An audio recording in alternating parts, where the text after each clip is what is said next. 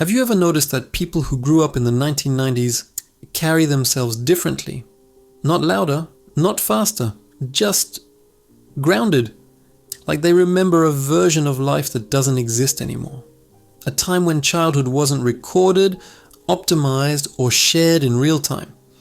People who grew up in the 90s didn't just grow up before smartphones. They grew up during the exact moment the world changed.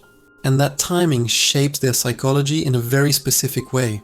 They're the bridge generation, the last to experience an analog childhood and the first to adapt to a fully digital world. They remember life before constant connectivity. But they didn't reject technology. They learned to live in both worlds. And that did something fascinating to how their mind works. If you grew up in the 90s, moments were fragile. Saturday morning cartoons couldn't be paused. If you missed your favorite show, it was gone. Photos were rare. Memories lived in your head, not on a feed. This created a psychology of presence. You learned to be fully inside moments because moments couldn't be replayed, captured, or shared later. When you were there, you were there. That skill never left you. Your childhood was offline. Your teenage years went online. You remember when going online meant choosing between the phone and the internet. When meeting friends required planning. When boredom wasn't something you escaped, it was something you solved. This shaped a balanced relationship with technology.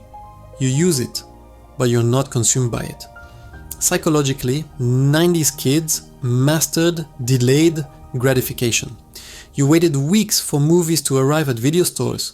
You saved a allowance money for months to buy one CD.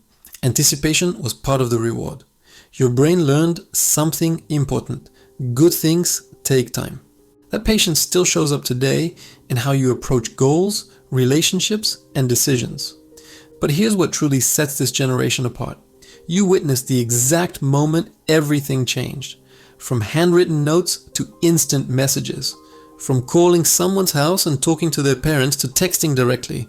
From privacy being normal to sharing everything being expected. That created a psychological duality. You can appreciate simplicity and convenience, silence and communication, depth and speed. You're not trying to go backward. You're not chasing the future either. You're balanced. The 90s also trained resilience in small, forgotten ways. Recording songs off the radio without the DJ talking, navigating with physical maps, solving problems without Google. These tiny struggles built quiet confidence. You learned, I can figure this out. That confidence didn't disappear. It's still how you move through the world.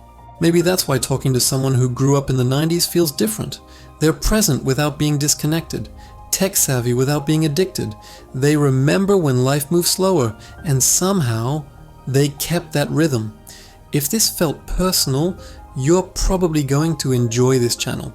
Subscribe if this is you.